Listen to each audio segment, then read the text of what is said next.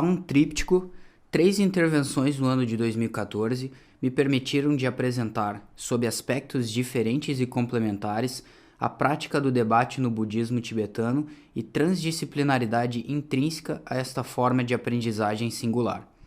Início de janeiro, ela apareceu como um método de diálogo ético e cultural na Conferência Internacional em Bangalore, Limites de Ética num Mundo Globalizado, inaugurado pelo Dalai Lama.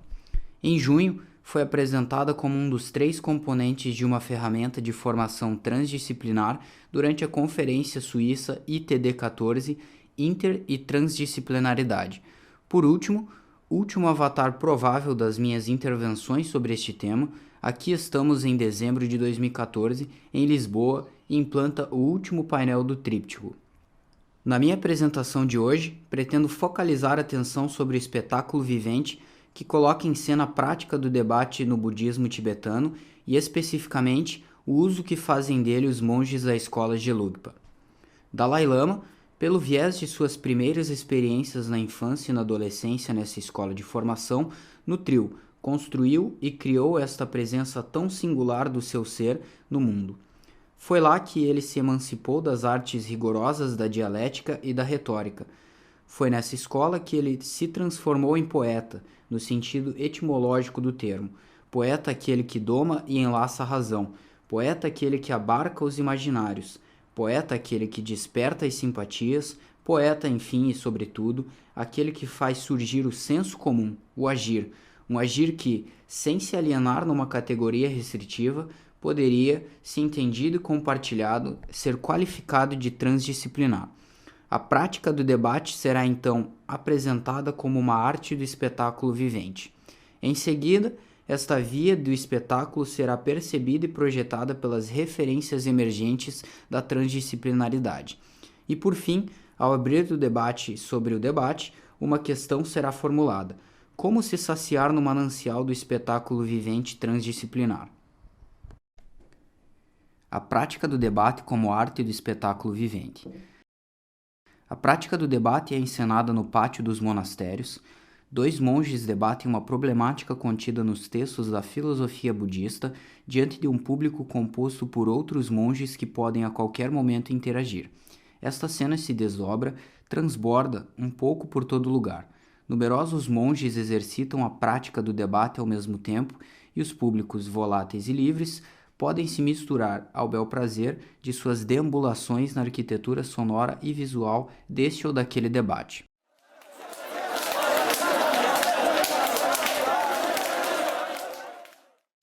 Na peça de teatro, assim apresentada, repetem-se as mesmas trilogias. Primeiro, o ator é um monge sentado, nomeado de defensor, sustenta uma tese de pé. Frente a ele está o segundo ator, o desafiador que não defende nada. Seu papel consiste em clarificar o raciocínio de seu parceiro. O público, a cada debate, aguarda um momento propício para eventualmente intervir no acontecimento do jogo. É o teatro participativo. A dramaturgia repousa sobre algumas regras. O defensor permanece sentado e deverá manter-se imperturbável durante toda a encenação. Ele encarna e defende a estabilidade do saber doutrinal dos textos. Para iniciar o debate, o desafiador se aproxima e se distancia alguns passos de seu parceiro de jogo. Bate as mãos com leveza e pronuncia uma fórmula sagrada, Di. Essa locução refere-se ao deus Manjusri, manifestação da sabedoria de todos os Budas, Deus geralmente representado com a espada da inteligência e da vivacidade do espírito na mão direita, espada que corta pela dialética e pela retórica, e o livro da doutrina na mão esquerda, livro do saber da filosofia budista, que é o saber da experiência. Após esta primeira cena, onde os debatedores, invocando a palavra de Deus, se colocam no estado de espírito de reencarnar a trama dos debates Manjusri, os debatedores continuam seu aquecimento. Eles devem estabelecer um acordo mútuo sobre a temática a ser disputada antes de partir para o debate, propriamente dito. Assim, o desafiador coloca uma questão ao defensor. Este expõe sua tese. O desafio pode colocar muitas questões. É a aprovação do defensor que permite partir para o debate propriamente dito. O debate começa, um único monge mantém o papel de defensor. conquanto, a partir do público, ajudas podem vir para afiançar o desafiador. Este tenta demonstrar dois principais tipos de incoerência: a não concordância com o conteúdo de uma referência, passando por autoridade ou argumentação mesma do defensor. O desafiador reformula as declarações de seu adversário e pontua seus ataques. Reformulações, fórmulas padrão, batidas de mão e batidas de pé. Ele se aproxima cada vez mais de seu adversário. Ele gira e dança de alguma forma em volta dele. No que concerne ao epílogo do debate, seja o desafiador se revela incapaz de desfazer a estrutura da argumentação de seu parceiro e o debate cessa por si mesmo. Todos passam a outra coisa. Seja o desafiador atinge seu objetivo e grita "terminado" 3 vezes, a palma de sua mão esquerda vem bater na sua mão direita, todos passam a outra coisa. Não se trata de desfazer do adversário, mas de se permitir ultrapassar conjuntamente as concepções errôneas da realidade, segundo a concepção budista do mundo. A prática do debate como arte do espetáculo vivente transdisciplinar. A prática do debate, na sua forma visível e emergente, é à primeira vista uma prática da dialética e da retórica. Ela coloca em cena a inteligência e a capacidade de raciocinar dos debatedores. Apenas não se trata, para o monge budista, nem de se contentar com a análise, nem de se maravilhar com a forma que tomariam os textos, fossem eles sagrados, na calma de uma biblioteca ou à sombra de uma vela, sozinho na sua noite. O objetivo não é de embriagar, a partir de grimórios ocultos, um rato de biblioteca sábio em transe face aos textos desencarnados que ele seria o único a compreender. A exemplo de outras mídias culturais tibetanas, textos, danças, gestos, sons e músicas sagradas, os mudras, mantras e mandalas, a prática do debate participa da exteriorização de uma cosmogonia vivente. Se ela procura domar a razão, é para colocar em cena a singularidade da fenomenologia budista, a experiência da vacuidade, a experiência da liberação dos fenômenos. Biólogo, co-criador com Dalai Lama do Instituto Mente e Vida, Mind and Life Institute, associação que explora a relação entre ciência e budismo, Francisco Varela cria inicialmente o conceito de autopoiesis para configurar a propriedade de um sistema que se produz a si mesmo. Por analogia, a enação ou cognição encarnada é um modo de conceber o espírito que coloca foco sobre a maneira pelo qual os organismos e espíritos humanos se organizam eles mesmos em interação com o meio. O conhecimento se torna a criação da realidade. Ela nasce da ação e necessita de um corpo para se formar. O desafiador bate as mãos, sapateia, cria zombarias enquanto argumenta. Ao colocar suas questões, ele estende sua mão direita sobre o ombro e sobre a cabeça e a mão esquerda é estendida à frente com a palma voltada para cima. Ao fim de sua declaração, ele bate as mãos e bate o pé esquerdo de modo sincronizado, gesto benevolente que visa lançar por terra toda arrogância mal colocada. Em seguida, ele recolhe a mão direita, palma esticada à frente e estende a mão esquerda com a palma voltada para baixo. A mão esquerda representa a sabedoria. A mão direita representa o método e a vontade de liberar todos os seres humanos da ignorância. Bater as palmas representa a união da sabedoria e do método que permite alcançar o estado búdico. Estender a mão esquerda após cada batida de mão é fechar a porta do ciclo dos renascimentos. Na prática do debate, uma vez que o segundo desafiador se une ao primeiro, a repetição em duo se torna musical. Essas sincronizações verbais e gestuais, a teatralidade e a dramatização acompanham as argumentações dos adversários. Fabricam uma coreografia. O desafiador, por exemplo, estende e estica o seu mala como um arco para propulsar seu argumento na direção do defensor. Ou ele o gira 3 vezes em torno de sua cabeça para apontar um argumento julgado absurdo.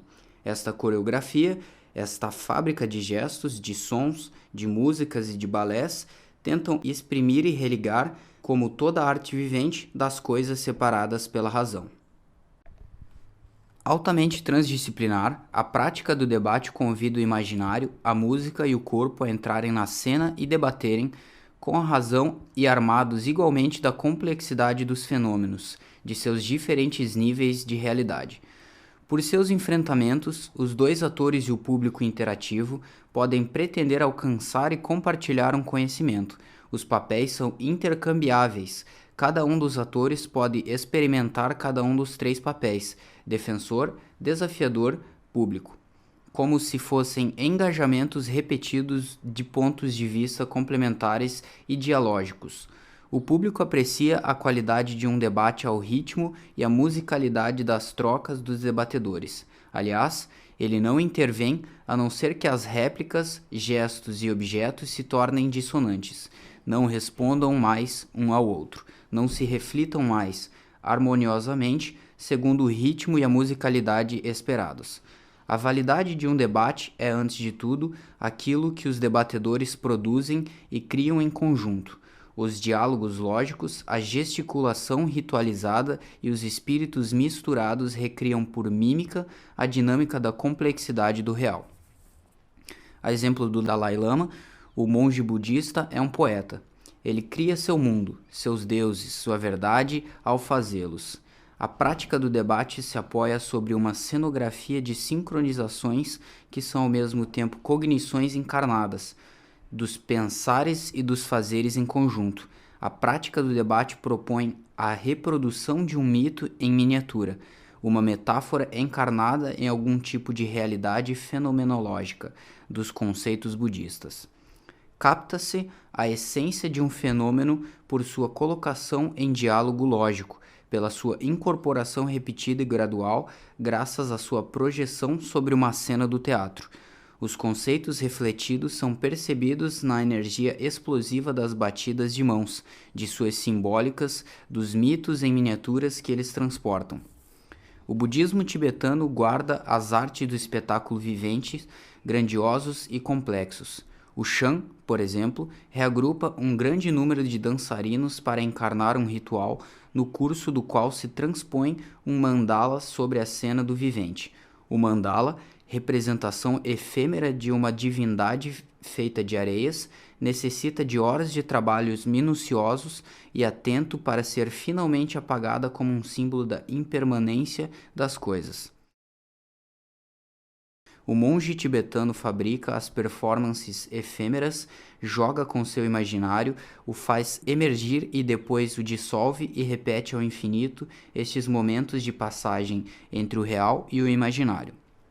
O dançarino do Shan entra em transe. Ele encarna a divindade do mandala e a projeta ao exterior, servindo-se do corpo e do espaço. Lá onde o Shan permanece uma representação, a prática do debate faz o público participar da fabricação do mandala encarnado.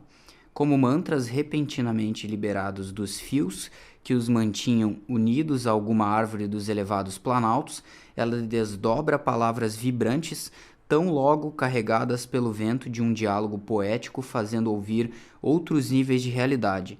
Os protagonistas encarnam as polaridades de uma lógica do contraditório, como se eles agissem ou fossem agidos por uma metáfora encarnada de interpenetração de fenômenos. Como se saciar no manancial de um espetáculo vivente transdisciplinar. A Unesco arrola as artes do espetáculo do seguinte modo: música vocal instrumental, dança, teatro, pantomima, poesia cantada. Essas artes abarcam, sempre segundo a Unesco, muitas expressões culturais que refletem a criatividade humana e se encontram, em uma certa medida, entre numerosos outros domínios do patrimônio cultural e material. A prática do debate do budismo tibetano, espaço de encenação de performances efêmeras sob a forma de mandalas animados em 3 dimensões, espaço da liga alquímica do imaginário e da razão, fazendo emergir na cena a maiêutica da complexidade dos fenômenos, espaço de poesia performance, espaço de criação teatral, espaço de balés, espaço sonoro e musical. A prática do debate, pois, dotada de todos os seus atributos e potenciais criativos, pareceu-me naturalmente constituída para figurar na lista do patrimônio imaterial da humanidade. O Tibete não é um estado reconhecido pelas nações, Isso é uma pena e uma ameaça a todos os patrimônios imateriais da humanidade em perigo, dos quais a Unesco é a protetora intrínseca e natural. Quantos mandalas são, de fato, assim jogados inexoravelmente aos maus ventos de todos os expansionismos de Estado, antes mesmo de terem podido exalar, nas nossas memórias já mundanizadas, seu perfume transcultural de lotos imateriais e patrimoniais. Desde 1997, ciente dessa dificuldade, Ariane Minushkin oferece o arcabouço e a cena de seu Théâtre du Soleil às artes do espetáculo vivente tibetano. Só podemos lhe agradecer. Para concluir, ainda perplexo, eu menciono um pensador da complexidade. Caso tivesse acontecido, precursor da transdisciplinaridade, poder-se-ia dizer. Numa conferência dada em 1 de novembro de 1936, na Universidade de Annales, intitulada Filosofia da Dança, Philosophie de la Danse, Paul Valéry se interroga sobre a potência cognitiva contida na ação de movimentar seu corpo e exprime uma visão complexa de uma inteligência em ação. A dança, diz ele, ela é um instável, ela distribui o instável, passa pelo impossível, abusa do improvável e, à força de negar por seu esforço o estado ordinário das coisas, ela cria nos espíritos a ideia de um outro estado, de um estado excepcional, comparável à vibrante parada de um zangão ou de um esfingídeo diante de um cálice de flores que ele explora e que aí permanece, carregado de potência motriz, quase que imóvel e sustentado pelo batimento inacreditavelmente rápido de suas asas.